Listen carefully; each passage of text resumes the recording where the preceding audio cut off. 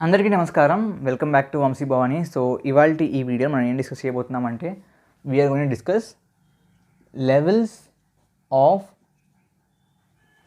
Abstraction in database management system.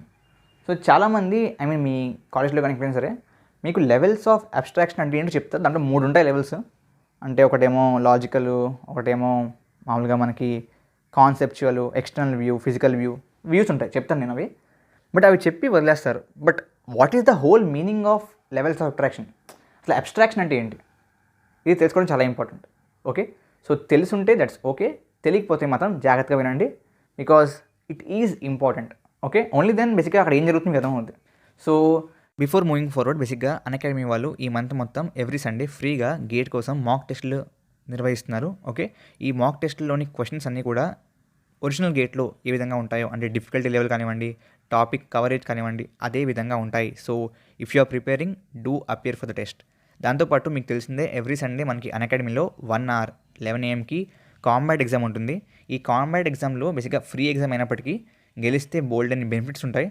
But నా దృష్టిలో ఈ ఎగ్జామ్ అందరూ ఎందుకు ఇవ్వాలంటే it will help you to understand your implementation level of the skills. Okay, బేసిక్గా దాంతోపాటు ప్రస్తుతానికి ఒక ఆఫర్ అలర్ట్ నడుస్తుంది. సో 12 monthsకి మీరు ఏదైనా గేట్లోని బ్యాచ్కి సబ్స్క్రిప్షన్ తీసుకుంటే 2 months మీకు అబ్సల్యూట్గా ఫ్రీగా లభిస్తుందంట. So if you are willing, do check it out.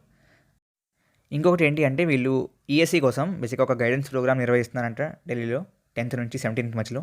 If you are in Delhi, do check them out. Okay, and not only for CSC, మిగతా బ్రాంచెస్ కూడా 12th Jan నుంచి కొత్త బ్యాచెస్ స్టార్ట్ అయ్యాయి, both for 2023 and 2024 batches. Okay, do check them out as well. Obviously మన computer సైన్స్కి 5th 2023 బ్యాచ్కి and దాంతోపాటు 2024 batch కూడా start అయ్యాయి, స్పార్క్ అండ్ వర్వ్.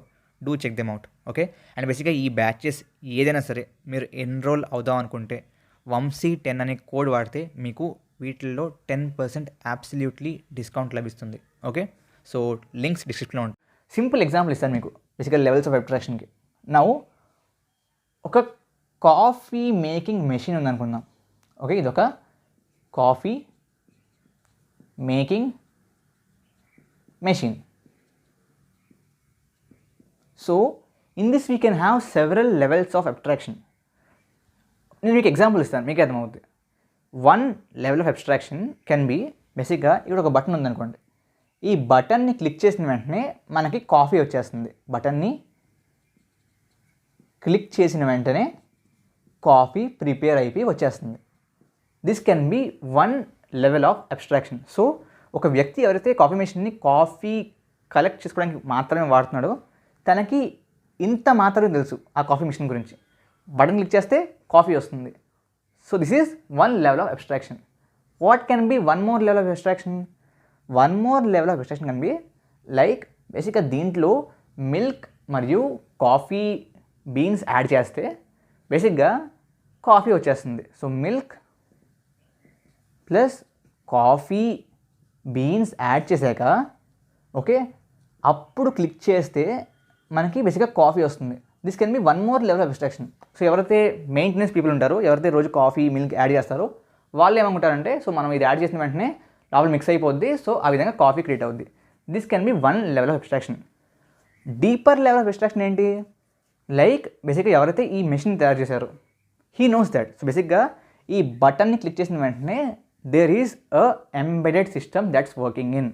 ఆ ఎంబెడెడ్ సిస్టంలో ఉన్న లెట్స్ సే 4th పిన్కి సిగ్నల్ వచ్చింది.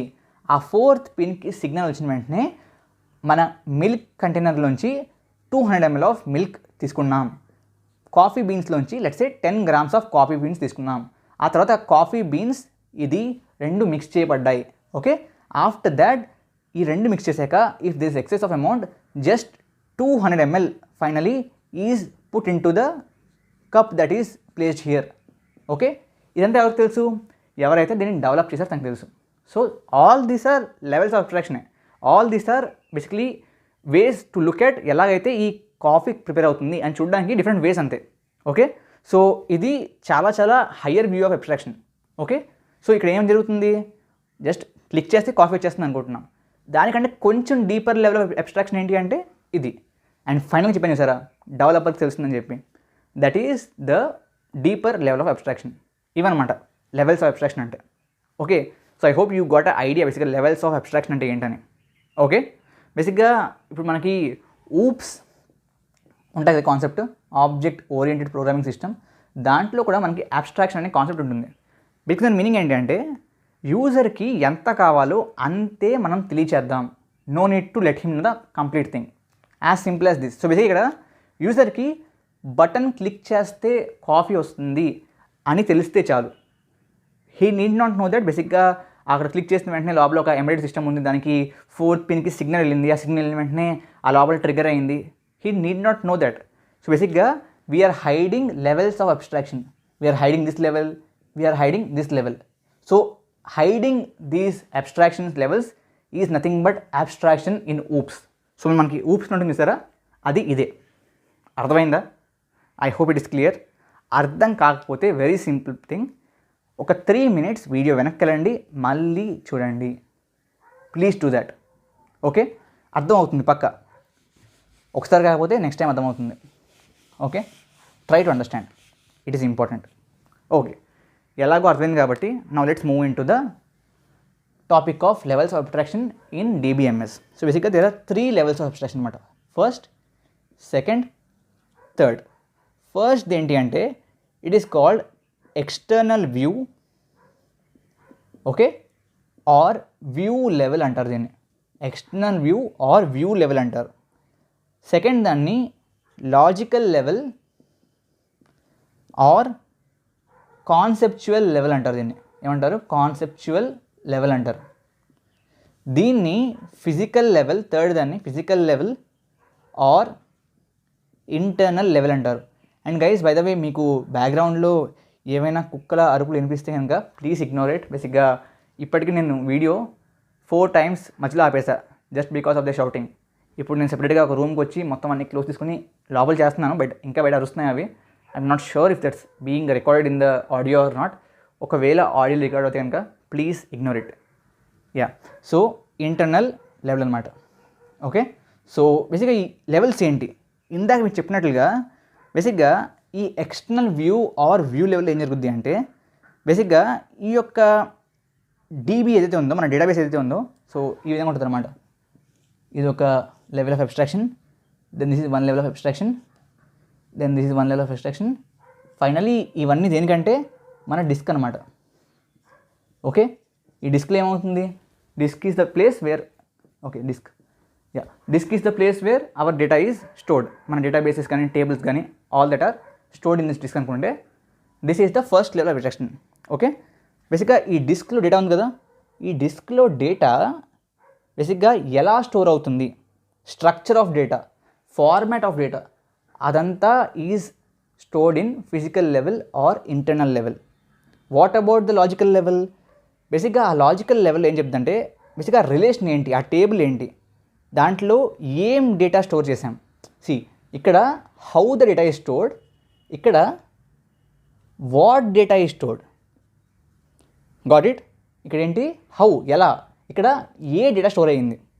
ఓకే, అండ్ బేసిక్గా ఆ టేబుల్ ఏ టేబుల్లో స్టోర్ అయ్యింది, what is the relation, that is discussed in the logical level.